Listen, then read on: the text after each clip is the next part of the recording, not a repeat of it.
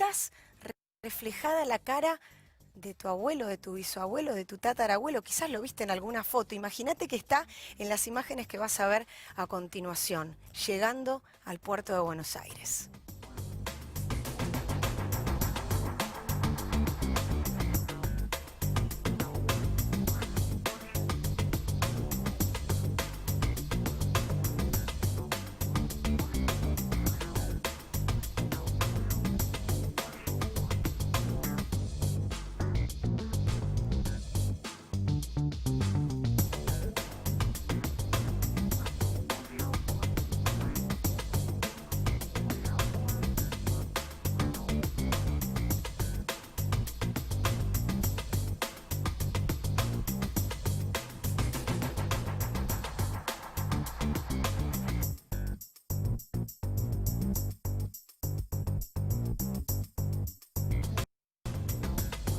Y para entender un poquito más de la historia, vamos a hablar con Marina Cabat.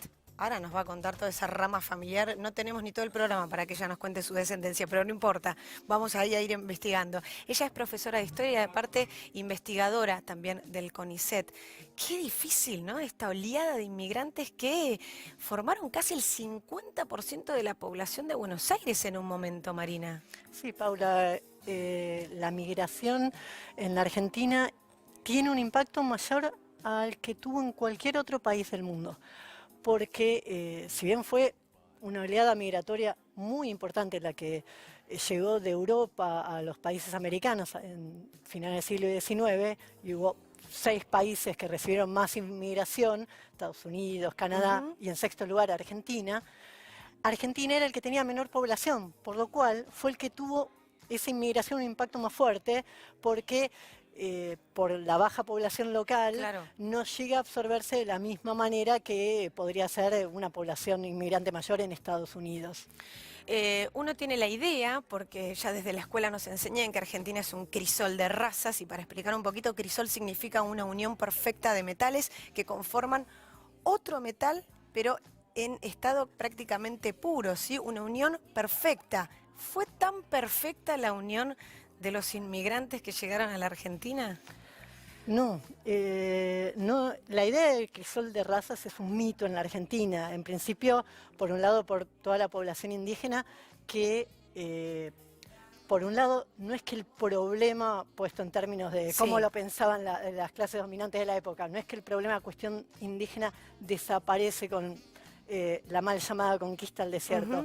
Es un problema que permanece en la Argentina del siglo XX, y la represión a esos sectores se mantiene incluso en los gobiernos democráticos. Está la masacre de Napalpí en 1924, la masacre de Rincón Bomba en 1947, una es en Chaco, otra es en Formosa, bajo un gobierno radical, bajo un gobierno peronista. Entonces, hablar de crisol de razas en un primer momento ya y es una afrenta a esos grupos. Y por otro lado, para los inmigrantes tampoco fue fácil, ni hay una amalgama perfecta. La inmigración en la Argentina fue muy fomentada, fue muy deseada, pero frente a la realidad de la inmigración, frente a cuáles fueron los grupos que realmente llegaron, frente a un Sarmiento, un Alberti que podrían esperar que llegaran ingleses y alemanes, el ingreso de esa población más pobre del sur de Europa, del sur de España, del sur de Italia, generó ya en ese momento algún rechazo. Sarmiento va a hablar de nos llegó la escoria de Europa. ¿Y qué ocurre? Es que esa población es la población trabajadora, la que va a crear la riqueza del país, pero la que va a vivir en condiciones muy extremas, en términos laborales, en términos sociales, la vivienda.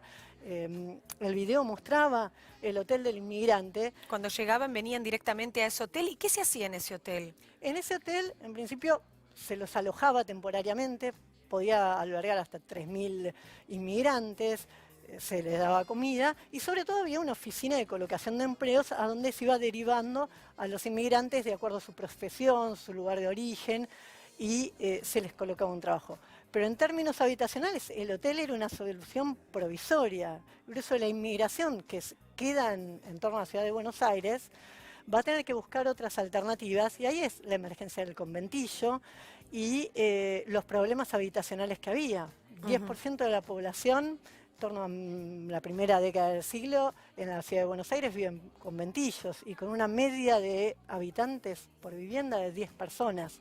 Y me pongo a pensar todas esas personas que llegaron y después tuvieron un problema de identidad prácticamente, con sus apellidos tan complejos para la persona que estaba durante 18 horas tomando nota a mano de cómo te llamás, número de documento, a qué hora ingresaste. Claro, a la hora décima ya te anoto el apellido Cabat como me suena, ¿no? Y después te las arreglás. Arregla. Sí, aparecen esos elementos y aparecen también elementos de confluencia. El grueso de la inmigración es clase obrera, son los que vienen a trabajar. Y va a haber Y los excluidos un poco de Europa. son los excluidos, los más empobrecidos, los que fueron proletarizados recientemente en Europa, o sea, campesinos que perdieron tierra en Europa y vienen acá a ser trabajadores. Pero claro, el migrante tiene la idea de hacerse la América, de progresar, tiene ese sueño. De obtener quizás un poco de tierra, ¿no? Una parcela propia o pedir un trabajo, beneficiarse económicamente sin duda, ¿no? Si no, ¿para qué tantas horas de viaje y en Exacto. condiciones pésimas? Ese es el sueño es el ascenso social. Que Puede no ser se en la logró. ciudad o en el campo. No se logró. Si uno piensa en las primeras oleadas migratorias, 1860, 1870, sí, es común que el inmigrante venga, consiga un trabajo y hasta con un par de meses logre ahorrar y poner un Claro. taller propio. Y ahí ese sueño de ir escalando. Pero después con las crisis, 1890 y lo que pasa después, el inmigrante que viene queda como trabajador, ya no asciende. A lo sumo el progreso social se especula, se atisba en la educación. O en las futuras generaciones, ¿no? Que generaciones, logren formarse. exacto. Pero como trabajador me quedo y entonces empieza la organización del movimiento obrero y ahí es cuando empiezan las huelgas, como la huelga general en 1902, que el inmigrante empieza a ser visto como peligroso. O sea, cuando el inmigrante empieza a reclamar jornadas de 8 horas, mejores salarios y hace huelgas, ese inmigrante que era lo que iba a salvar al país empieza a ser una amenaza. Y ahí empieza la respuesta represiva. Por ejemplo, la ley de residencia de 1902, el mismo año de la huelga, donde inmigrante que no solo anarquista, socialista, que participa en una huelga, que está en un sindicato, puede ser deportado a su país de origen. Queríamos que vengan, pero en un punto esas revueltas molestaron. Exactamente. Marina, ¿cómo se logra después la inserción social? ¿A través de las futuras generaciones? ¿Los hijos y los nietos, ya con una formación, con una educación, lograron que esas oleadas de inmigrantes de alguna manera se vieran colocados de otra manera en la sociedad? Hay distintos procesos. Uno puede ser el ascenso de clases intergeneracional, alguna apuesta a la pequeña burguesía, esta idea de mi hijo el doctor que estaba en esa Claro. época, que es esa apuesta al ascenso de clases vía la educación intergeneracional. De todas formas, al menos en la clase obrera, hay mecanismos de integración muy fuertes. El conventillo es uno mismo, es un espacio de sociabilización donde se convive, o incluso en el movimiento obrero, donde las asambleas muchas veces se realizaban con intérpretes para que todos los participantes pudieran entender lo que decían los oradores, o con diarios que salían en uno o dos idiomas, depende el grupo profesional que inmigrante primaba.